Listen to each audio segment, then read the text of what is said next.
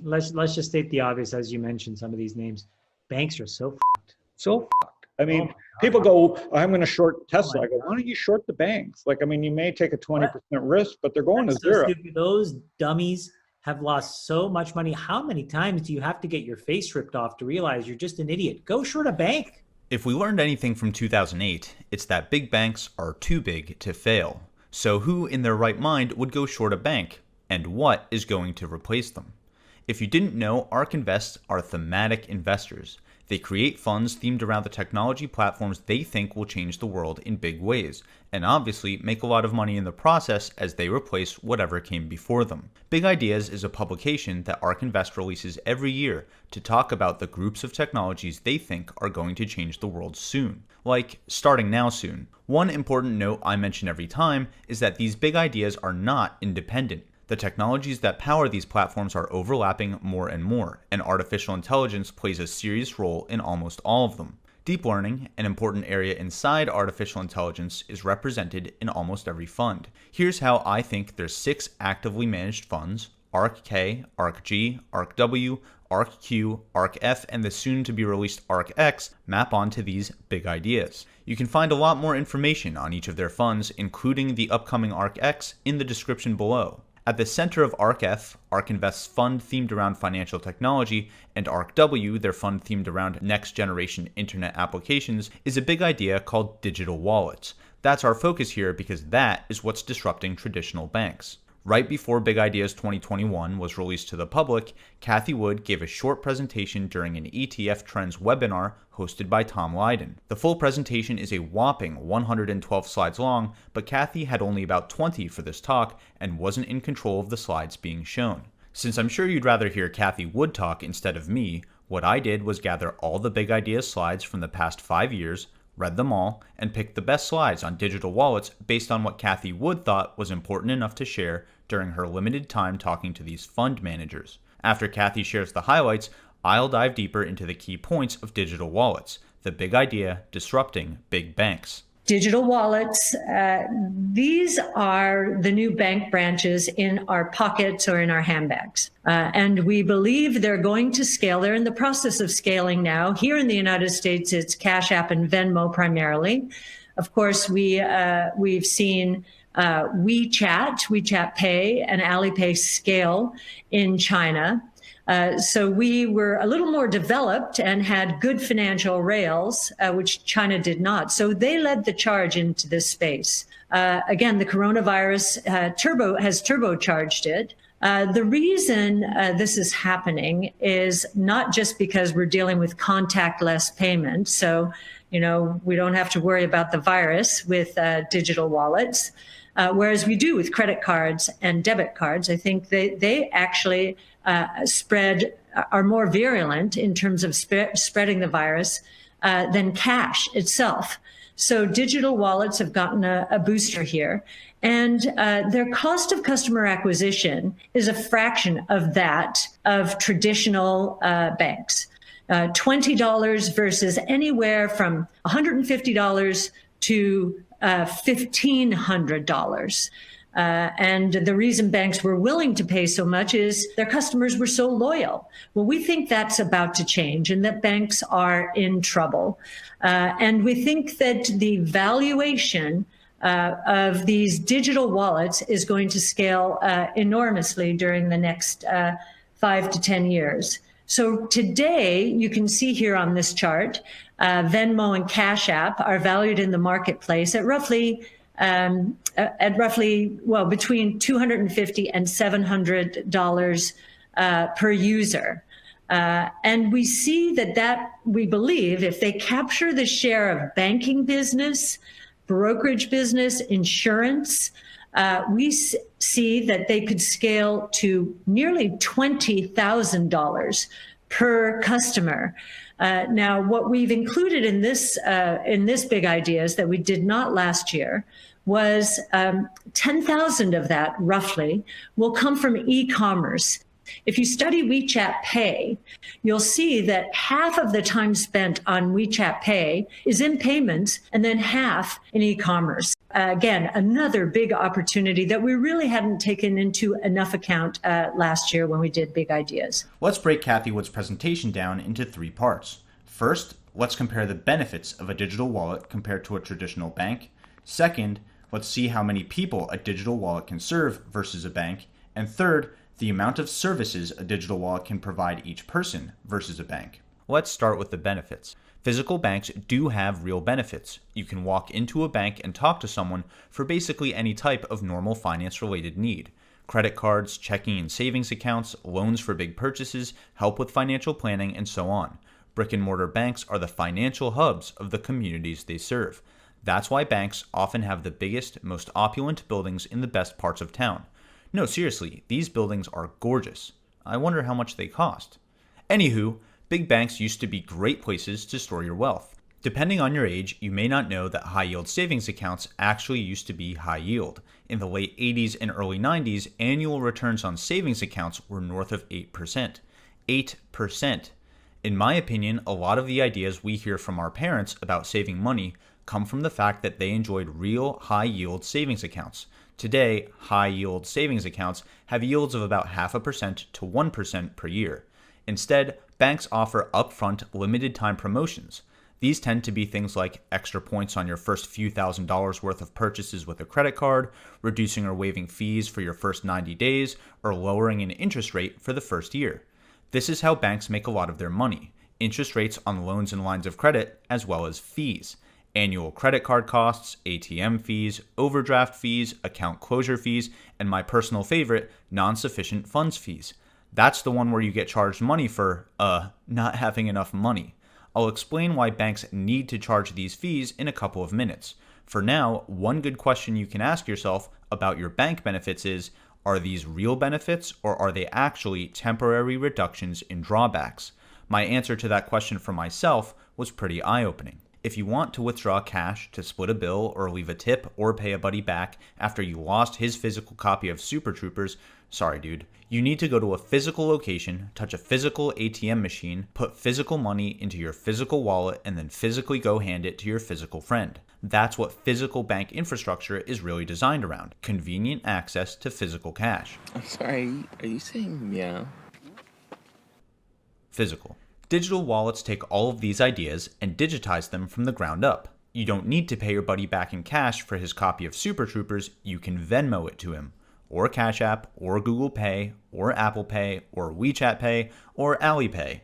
Those are the big digital wallets in this space, and ARK Invest holds all of these companies in ARKW or ARKF because their vision of the future of finance involves easy, cashless, direct, peer-to-peer value transfers, and these solutions fulfill that vision. Now, you don't have to be in the same room or even on the same continent as your friend to make this transaction. Maybe one day you won't even have to be on the same planet. In a world of social distancing and not wanting to touch stuff, this benefit has gained a lot of real value. So, where brick-and-mortar banks offer temporary promotional benefits to acquire customers, the benefits of a digital wallet are inherent to the platform itself. They conveniently exist on your phone, tablet, or computer, and they offer easy and contactless ways to transact with businesses and other individuals. This brings us to our second point: the amount of individuals that banks and digital wallets can serve, which boils down to exactly one thing: what can they each provide to a customer while remaining profitable? And profitability boils down to just two things: the amount of money a customer will spend over their lifetime with the business minus the cost of acquiring them in the first place. Simple, right? But being profitable for a big bank is not easy. Remember what I said earlier about those gorgeous buildings, the biggest buildings in the best parts of town? It turns out that the average bank branch costs more than $500,000 to maintain per year. Staff, furniture, computer systems, software costs, utilities, insurance, and all the other costs that come with operating and securing such a branch. JP Morgan Chase has over 5,000 bank branches. At $500,000 per year per pop, that's $2.5 billion in bank branch costs alone. Don't forget about those ATM machines and kiosks that big banks place in malls, airports, train stations, rest stops, and so on. Chase has another 16,000 of those. As a result, Chase has 256,000 employees worldwide. By comparison, Square, ARK Invest's third largest position, has just 6,000 employees. Oh, and just about as many active accounts. Yikes. Bank of America has 4,600 branches and another 16,000 ATMs. Wells Fargo, 8,000 branches and 13,000 ATMs. We can go down and down this list. Banks aren't exactly slowing down their physical expansions either. JP Morgan planned 50 new bank branches in the Philadelphia area alone in 2018. In late 2020, they opened their 28th physical bank branch in that area. Digital wallets just don't expand their reach this way. They scale with the number of downloads their apps get. On the business side, they scale with the number of vendors buying their point of sale equipment and software if that's part of their ecosystem. When all is said and done, big banks pay about $925 per customer they acquire, which means they need to make that amount of money from the customer just to break even. Remember all those fees I mentioned earlier? That's how they break even. For digital wallets, the average customer acquisition cost is just $20. Yep, that's it. This means that digital wallets profit off an average customer right away, without relying on gimmicks, promotions, or high rates or fees, while banks will break even on that same customer after 8 years. But wait, there's more. The average bank customer today had an initial account balance of around $10,500 and stayed with a bank for around 16 years. That number is way backward looking. This is what Cathie Wood was talking about when she said that customer loyalty is about to change for banks. The median size of a savings account today is just $3,500. Don't get me wrong, $3,500 is a lot of money to me. But to a bank who paid $925 in customer acquisition costs, they would lose about $400 on that account even after 16 years. That means that banks are simply unable to serve their two most intuitive customer bases in America today, the average person and the average unbanked person. Because digital wallets average around $20 in customer acquisition costs, they can target these exact two customer bases. The median $3,500 savings account represents close to $500 in profit over 16 years for a digital wallet. The average post-tax income of an unbanked household is around $18,000. Assuming they'd be able to put 5% of that into a savings account, that's $900. Over 16 years, a digital wallet would still be able to make around $100 off that account. A traditional brick-and-mortar bank would lose $800. So this is the first big takeaway. Due to high customer acquisition costs, traditional banks cannot afford to bank the average person, much less the average unbanked person in America. Digital wallets can, and that's why they will, disrupt big banks. And nothing is stopping them from going directly after a big bank's existing customers as well.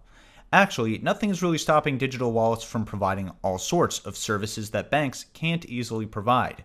Digital wallets could become a gateway for access to things like crypto assets. Square has converted 1% of its assets into Bitcoin. Because they support the consumer and business sides of every transaction, they can help small businesses offer points on purchases or loyalty programs that pay out in Bitcoin, and the consumer has the assurance that it's good anywhere inside the Square ecosystem.